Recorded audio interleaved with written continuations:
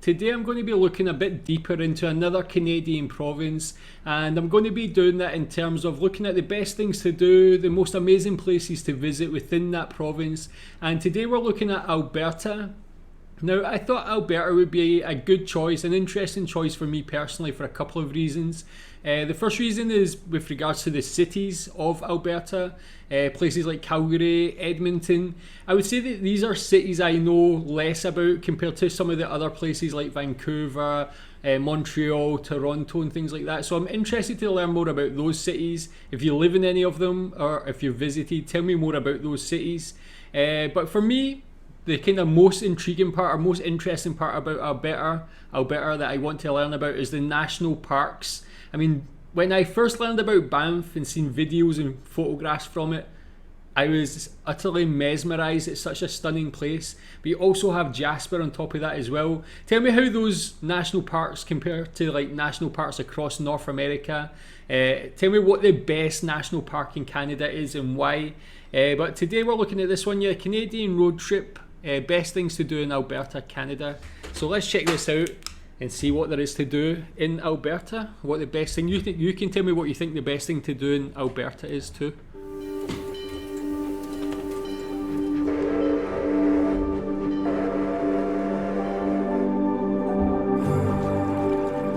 We're in Alberta, our 12th and final. I mean, we just have to stop there. Look at that. Can you imagine actually experiencing that beauty, the tranquility of going in that boat in the middle of this fantastic place? It must be so peaceful, but so imposing with those mountains at the same time. That is a wonderful like shot. Tell me if you've ever like went rowing on this lake. We're in Alberta, our 12th and final stop on our 150-day road trip across Canada.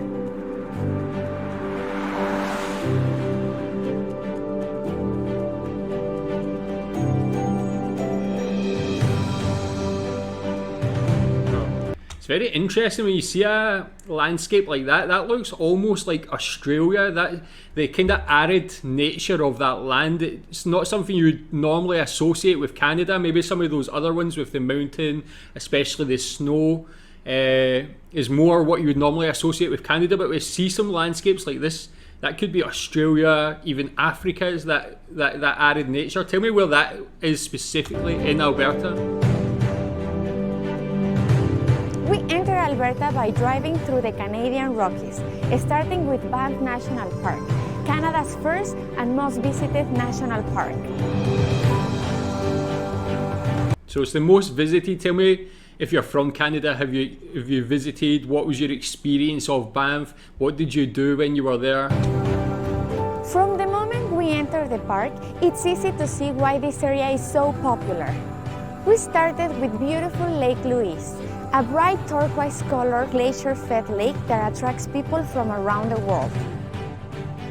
After admiring... That is just too amazing.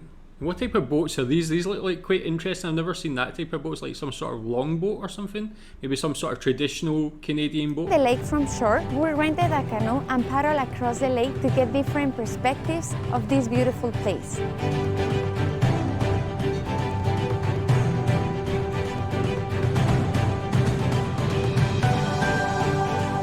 We hiked through Johnston Canyon, following a scenic river to multiple waterfalls, including one that was accessible through a narrow cave.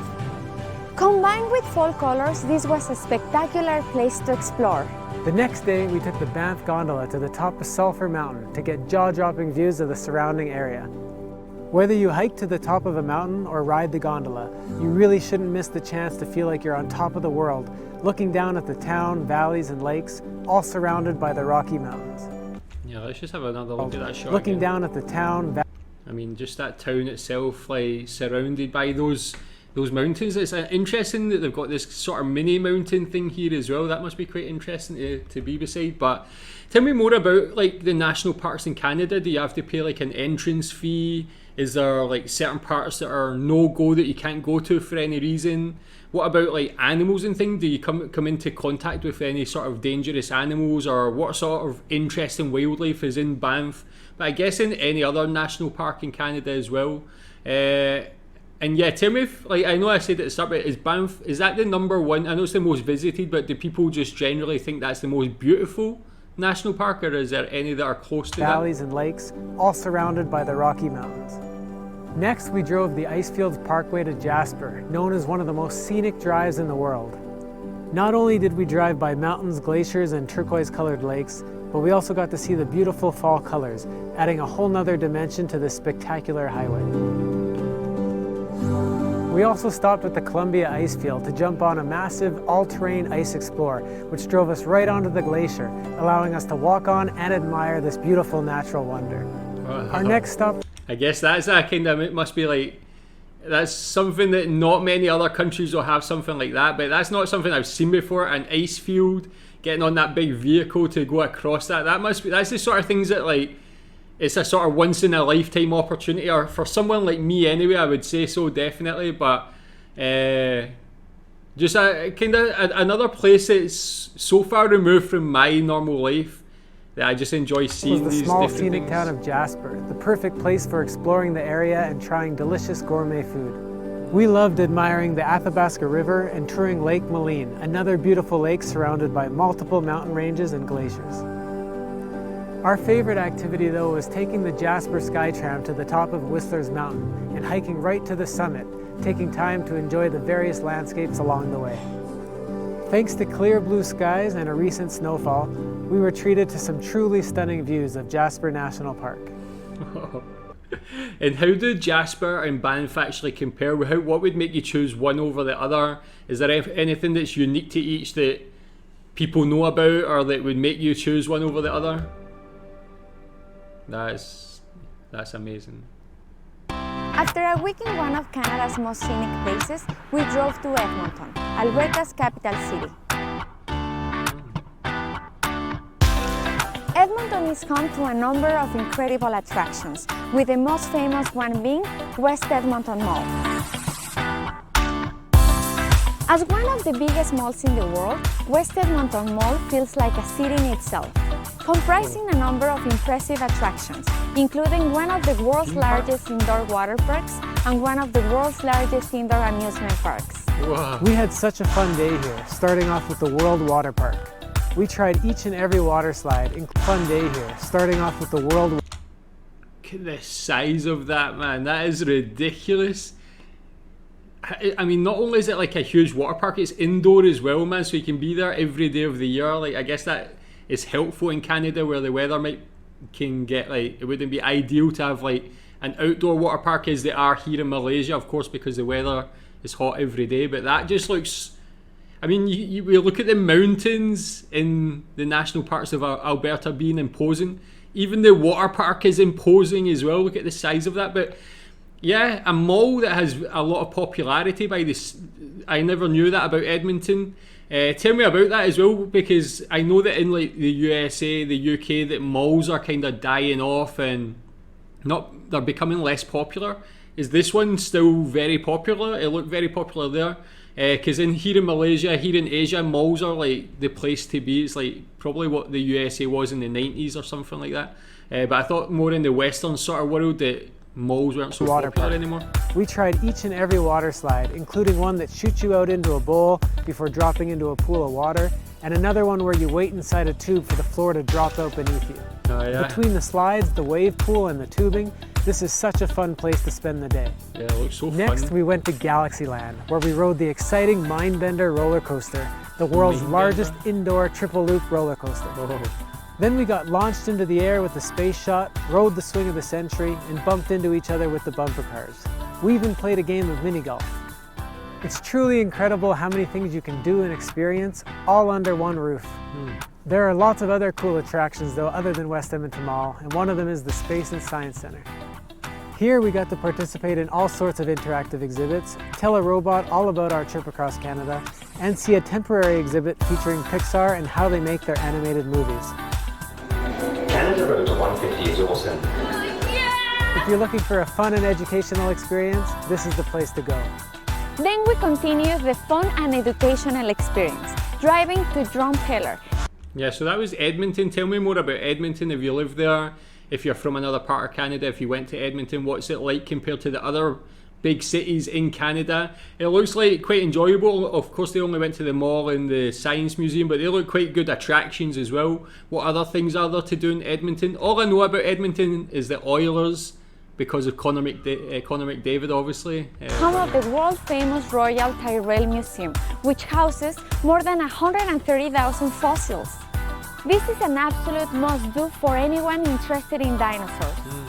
It was such a cool experience to walk around huge mounted dinosaur skeletons, learn about 3.9 billion years of history on Earth, and watch technicians prepare fossils for research and exhibitions. Whether we were admiring fossils or looking up at the world's largest dinosaur, it's easy to see why this area is known as the dinosaur capital of the world. Is that right? Yeah, I didn't realise that. My son absolutely loves dinosaurs. That place looks like a great place if you're a sort of dinosaur enthusiast, even just a general person. Looks like a great place to learn so much. I never knew that even in Canada it was like there was somewhere known as being as like the dinosaur capital of the world. Next we drove to Horseshoe Canyon to look out over the spectacular Badlands. Yeah, this must be the one I seen there actually. Badlands.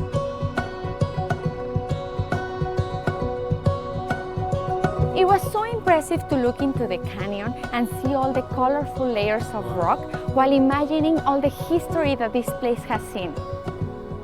We then hiked down, up and over the various coulees and right to the bottom to admire the canyon from below.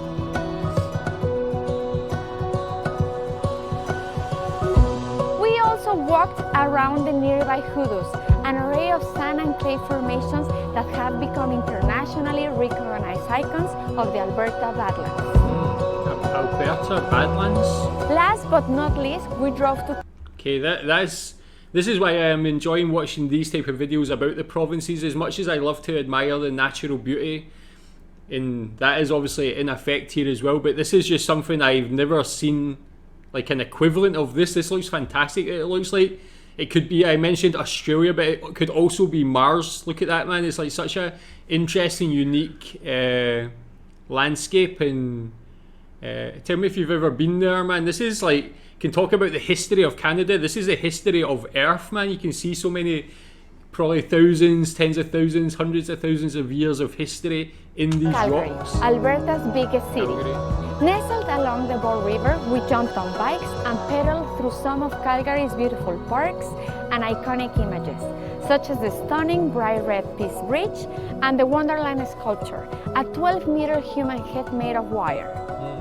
Then we went to the National Music Center, a one-of-a-kind musical experience where we found music-related artifacts and memorabilia. One-of-a-kind musical experience. I'm just trying to work out what that was. So it's like some seating area here. Like, again, man, I love music. I never knew of this place, but it looks so modern and so nice from these initial shots. Where we found music-related artifacts and memorabilia, a performance center, and various interactive exhibits where we got to listen to some music, play instruments, and learn about the incredible talent that has come from Canada. Yeah, that's what I want to make a video on. I want to make a video on like famous Canadian singers. It's something I don't know too much about the Canadian music scene, who's popular, what the biggest songs are. I'm really interested to learn more about that as well, so I'll probably have a video in the coming weeks on that. But this place looks so fantastic, again, so modern, with that interactivity. It makes things like this a lot more enjoyable to go to, just to learn about things. Something definitely for like the full family to go to as well. Next, we wanted to learn about Alberta's history, so we stopped by the Glenbow Museum, which houses stories and artifacts from some of Alberta's most influential people, how oil and gas shaped the province, the world-famous Calgary Stampede, and a really cool exhibit on the First Nations that lived here on the northwestern prairies for thousands of years. After the museum, we crossed the street and went up into Calgary's iconic tower to look out over the city and the beautiful surrounding area before continuing to Heritage Park Historical Village, Canada's largest living history museum. This is such a fun way to learn about Western Canada's iconic past. We visited an old candy shop, browsed through vintage gas pumps and vehicles, walked around historical buildings, and took a ride on a Ferris wheel. We also toured the Glenmore Reservoir on an old-fashioned paddle steamer and then jumped on a steam-powered train that took us on a scenic ride throughout the park. It felt like we had traveled back in time to see the conductors blow the whistle as the hot steam propelled the train down the tracks. This was such a cool experience and a great way to learn about some of Canada's history. Whether you're standing on top of the world in the Rocky Mountains, splashing around in... Okay, we'll go back down it. The museums in Calgary, man, I had no idea they were so plentiful, but all interesting in their own way. They all have these like interactive elements, and I mean, this is a full street, like obviously that maybe like 150 years ago, I'm not too sure of the exact dates, but it's like an old street recreated. Things like that is so fantastic to visit, man. Like, I'm definitely a fan of museums. I love to visit them no matter where I go and find out about the countries, the cities, wherever I am. Here in Malaysia is a great one we just went to a couple of days ago about the National Bank, and it's got like nice galleries, a lot of interactive stuff. So these things are definitely enjoyable. Tell me what else Calgary has to offer, apart from being like such a great place for museums. Whether you're standing on top of the world in the Rocky Mountains, splashing around an indoor water park in Edmonton, looking for dinosaur fossils in the Badlands, or learning about Canada from a variety of different museums and educational centres across the province, Alberta is a great place to visit and explore.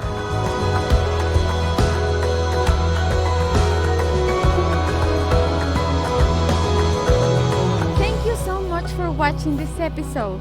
To learn more about what we did in Alberta, as well as other provinces and territories from coast to coast to coast, visit mustdocanada.com. Okay, so that was Alberta, and absolutely fantastic again. Like, again, with regards to my knowledge about Alberta beforehand, I knew of Calgary and Edmonton. I knew of Banff and Jasper from seeing the videos that I've reacted to so far. But this allowed me to just like learn a bit more, see a bit more about all of those things and more. Like, as much as I loved learning about Banff, and definitely that's like for me a bucket list place to visit, man. I would love to go there and just be on that lake in the canoe, man, just chilling and seeing that amazing sight of those mountains. And the cities, again, I never knew anything of them before, very little, but it was great to see a bit more about the museums in Calgary, the mall in Edmonton. That's not just a mall, it's like a full city in there, man. Theme parks, water parks, everything seems great. But for me, like, the thing I never knew about that really took my breath away there was the Badlands, because as much as it's not like you're going to see attractions and things, as it said there, I was saying hundreds of thousands of years, it's millions of years of history in that rock formation and those rocks, and you can see how different it is from the rest of Canada. Something that I guess must be very unique to Alberta, unless there's other places in Canada that have something similar. You can tell me in the comments if that's so. But Alberta, just another great province. Every province just like has its own things. I mean, a lot of them share similarities like big cities and national parks, but each of them just do them in their own unique way. And yeah, I'm enjoying so much to find out about it. I love finding out about Alberta in Canada. Tell me what you think about Alberta. What's your experiences of visiting there, and tell me what province I should check out next. Thanks.